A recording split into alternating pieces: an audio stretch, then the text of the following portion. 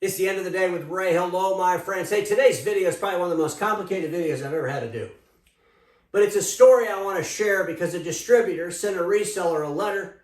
I read this letter and alarm bells went off. And I want to talk about an overreaching OEM again. And I know I talk about this a lot, ladies and gentlemen, but I'm hoping I can put some puzzle pieces together that will scare the living crap out of you and make you run from overreaching OEMs. So without any further ado, I'm going to pull up the letter that was sent to me that a distributor sent a reseller. And the letter came from our friends over at Supplies Network. And Supplies Network is just one of many distributors that distributes products to resellers from OEMs. Some of those OEMs are overreaching and some of them aren't. But when I read this letter, there was one word in this letter that jumped off the page and made me think about a bigger story. And today I want to share that bigger story. So I want to start out by reading the first paragraph of the letter. We are experiencing an increase in order volume to addresses that are not accurately identified as companies or government agencies approved for manufacturer discounted pricing. So in other words, they're telling this reseller, hey, you're selling some stuff to some people and, it appears that they're not approved for discounted pricing. Let me read the next paragraph because in the next paragraph's the word that jumped off this page. As a result of the order not complying with the terms of the special pricing agreement, claims are being denied by the manufacturer, S in parentheses. That's the word, my friends. That's the word. Manufacturer, let me get my board working here because I'm going to circle this word and I want you to get your head around where I'm going with this. By the manufacturer with the S. So the question I want to ask Supplies Network, and maybe they can put it in the comments, the question I want to ask the overreaching OEM that wants all this information before you get a pricing discount. Why don't you just say who you are? Why doesn't the distributor just say, in this case, if the manufacturer is in fact HP, as HP is denying your discounts based on the Amplify agreement, you have to give them the data or denying the discounts. Why did they just say the word manufacturer and then put the S by it like it's multiple manufacturers, like everybody does this? Well, I assure you this, my friends. If you allow one overreaching OEM to get all your data for discounts, all the rest of them are going to follow suit. It's just a matter of time. If you fight against overreaching OEMs, well, maybe the other OEMs will realize it's not a good thing to do. But the question's still there, ladies and gentlemen. Why don't you just say ERP-Amplify? Because I called this reseller up, folks, and they're talking about HP. And if they're not, then I would love Supplies Network to say, oh, no. This letter was talking about another manufacturer. Who? What other manufacturers demanding? Let me just circle what they want. Contact name? Contact name is another way of saying username. Why in the world would anybody want to give an OEM the username? What do they need that for? Ladies and gentlemen, that's what's scary to me. They don't even want to say ERP-Amplify in the letter. I'm thinking this. I'm thinking the executives from HP get together with distribution houses all over the world and they say, okay, when you send the letter out demanding that the resellers give us the data we need, don't put ERP-Amplify anywhere on that page because people don't really like the Amplify agreement. Just say manufacturers, and then some executive said, oh, well, put the S after it, then they'll think other manufacturers are doing this. We're not the only overreaching OEM out there.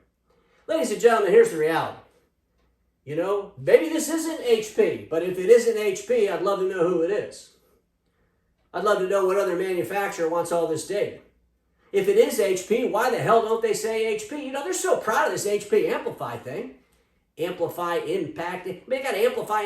Why don't they put Amplify on the logo right on the letter? If we're so excited about how great it is, how Amplify is helping, resellers make more money and be more profitable and do more efficient things, why don't they just brag about it? You'd think that Supplies Network or any other distributor would be happy to put Amplify all over their letter. But for some reason, it's not on this letter. Like I said, maybe they're not talking about HP. Maybe it's another overreaching OEM. Well, you think if it's another overreaching OEM, we'd want to know about that, right? I haven't heard anybody complaining about anybody else being overreaching. It seems like the ERP-Amplify is the agreement that everybody's kind of complaining about, right? Folks, just a question to ask. I'd love to know who the manufacturer is on this letter. Who is it? Why are you hiding? And ladies and gentlemen, when they want this contact name, this username, this is something that really should scare you. And I'm going to tie today's video into a video that I did a couple of days ago, maybe a week ago. Remember the video? Let me cross this off here. Remember the video that I did where I went to the HP website and I said, hey, I want to buy some business products. And I pulled it up to this page and they showed all these resellers that sell all these business products, and they had the names of the company over here. And they had names of resellers, technology resellers and dealers, along with Walmart. And I was questioning the sanity of that. Why in the world would you have Walmart on the same page as you have a reseller? And folks, when you start thinking about overreach and OEM, collecting data, user-specific data, in other words, the name of the user. Well, you might think, oh, who cares if they know that Bill works over at the government office? Who cares? Who cares if they know that? Well, once they have Bill's name or Sally's names or Susie's name, what's HP do with that individual? Let alone the company. They know the individual's name, right? So now they're going to what? They're going to market the individual, right? Are they? Good question to ask. Because you know, ladies and gentlemen, as soon as I did that video, as soon as I clicked on that website information, I started getting instant emails like crazy. I mean, I've got like 15 of them since that video. Getting them every day, a couple times a day. And I want to pull up what that looks like when you get them.